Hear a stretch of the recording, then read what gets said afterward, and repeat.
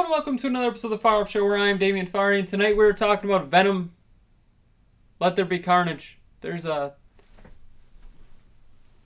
Where is it messed up? Oh, it's unmessed up. I was looking, I could see in the camera that the curtain behind me was all messed up. So, we're talking about Venom, Let There Be Carnage. And what are you going to say, Damian? Venom is one of my favorite movies of all time. I've said that multiple times. It's not a good movie, though. It's terrible. But I love it nonetheless. It is a great movie for just that reason. It's terrible, but it knows it's terrible. So, we're talking about Venom, Let There Be Carnage tonight, which is the sequel to the first Venom movie. So, let's start talking about the cast first and foremost here, where we got Tom Hardy as Eddie Brock - Venom. He, once again, nails it. I think he and Venom are the perfect pairing. Like, they work together really well. Obviously, Venom is a CGI character, but Tom Hardy has to do some good acting to make it work. So, I really enjoyed that fact. I thought it was great. Michelle Williams is Annie Wang? I don't know how to pronounce her last name. They never say her last name really ever either, so she's great as well.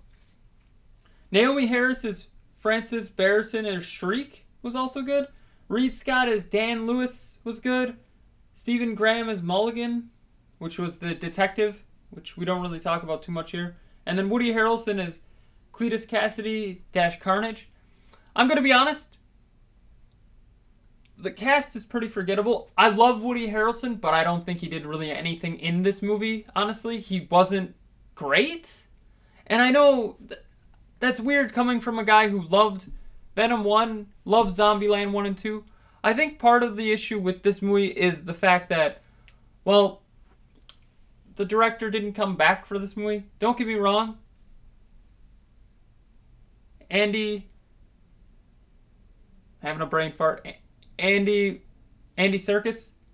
Is it Serkis? Yeah, Andy Serkis.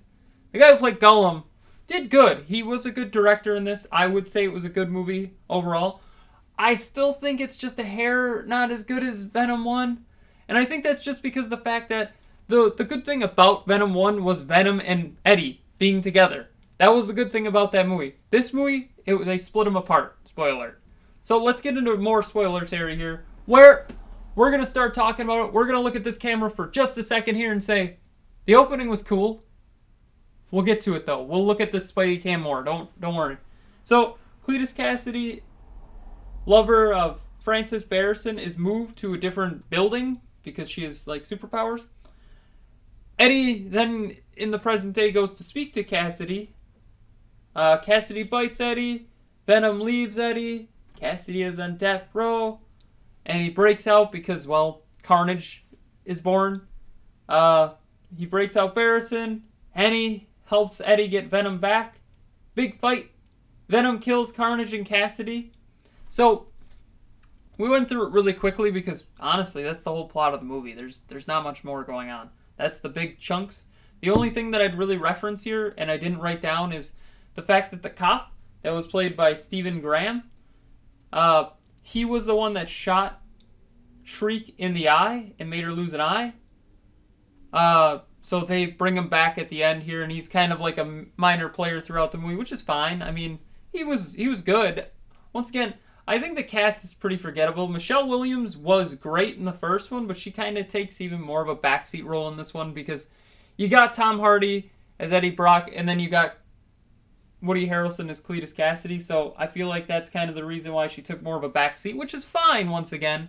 But once again, I feel like the big part of the first movie was the fact that you got Tom Hardy as Eddie Brock - Venom. He was a perfect casting. I didn't think he would be a great casting, though then again, I'm not really a big Venom fan, so I didn't know too much other than Spider-Man 3 Venom.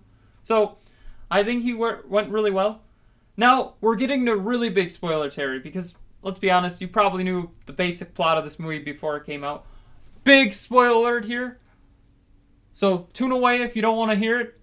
Alright, let's start talking about it. The best part about this movie is the fact that the mid-credit scene, there is no end-credit scene, mid-credit scene is Venom and Eddie Brock. Actually, he's telling him about how symbiotes are like a mind flare type thing from Stranger Things. And I'm like, oh, that's kind of cool. They've seen a lot. Well, he's then going to show them some of the things, and they end up in a different hotel room in the MCU, which is great.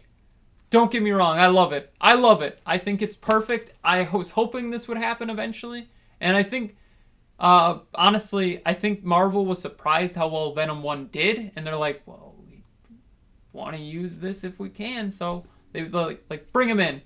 So, the big question I have now, though, in my head is, what do they do? Because, you're going to have a bloated movie, is what it sounds like. I mean, you're going to have Spider-Man. You're going to for sure have Doc Ock. And it seems Doctor Strange just kind of went evil. You're going to have Eddie Brock and Venom. Are you going to have Eddie Brock and Venom from Spider-Man 3? You're going to bring the Sandman in? You're going to bring in I assume they're bringing in Green Goblin. So, I feel like it's going to be a pretty big movie. Something tells me it's a 2-part movie that we just haven't been told about. Or it's 2 movies in one. Kind of like Avengers Endgame and Infinity War. I don't know. It's Sony's last movie in the MCU, supposedly, and honestly, I'm fine with that. I like the idea that they're going to put them all into the MCU, meaning all the Sony Spider-Man characters, and then just, shoot them out, for lack of a better term. So, I think this was a great movie once again. I think it was an FA movie. When I say great, I mean it wasn't great. The ending, though, the mid-credit scene, made it an FAR. So, let's start talking about it. Sony's Spider-Man universe. So, we got Spider-Man No Way Home, which is the MCU movie, but it seems it's going to be the culmination of all the Spider-Man movies that Sony has made, and then the shoot-off of their own Spider-Man series, which is fine by me. I'm okay with that. What else do we have on the future, though? We got Morbius, Kraven the Hunter, Venom 3, which, let's be honest, they're making Venom 3. It's not announced or anything, but they're making it. Night Watch, The Sinister Six, Madam Web, there's an untitled Robert Orica project, Jackpot, untitled Olivia Wilde project. There's going to be a show called Silk, and then there's going to be a show called Silver and Black. I think they're doing the Marvel thing and the Star Wars thing. They're putting too much in. Just take it a movie at a time. Don't announce all these movies because, let's be honest, we've learned from the MCU, they don't announce everything until they're 100% certain they're coming out. Are these 100% coming out? Who knows? And I know what you're thinking. Damien, you didn't reference Spider-Verse 2. I think that movie's going to be the part 2, honestly. So I think part 1 is going to be Spider-Man Far From Home. Or no, Spider-Man No Way Home. And then it's going to be Spider-Verse 2 is the part 2 in a way. As weird as that sounds. And I know what you're thinking. Damien, that's an animated movie. We're talking live action.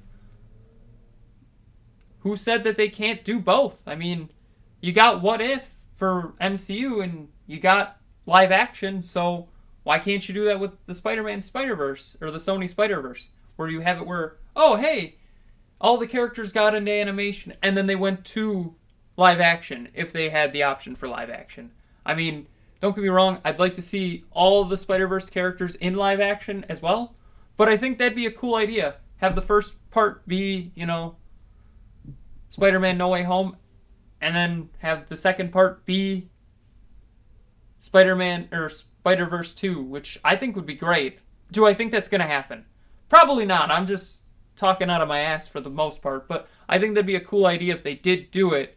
That'd be a cool way to be like, this movie, Spider-Verse, or Spider-Man No Way Home is the big movie that they bring all the Spider-Man characters in, all the live action ones at least at this point, and then they all leave into Spider-Verse. I think that'd be a good juxtaposition, honestly. I mean, it'd be cool. Who knows, though? I'm not working for Sony or Marvel. I wish I was, but I'm not, so only time will tell. So, what do you think is going to happen now that they got Venom and Eddie Brock in the MCU? Tell me in the comments below. Don't forget to like, share, comment, subscribe, hit that bell icon, and have a far-off night. And I know what you're thinking, Damien, why are you back? Well, I don't have any other cameras filming except this one, and for some reason that one started filming right away too. Forgot that I still had this mug, so I didn't use the mug, which kind of sucks, but, I do still have it. I just wanted to make it clear I do still have it. This is awkward, though. I didn't use the mug. I intended to use the mug, just completely forgot.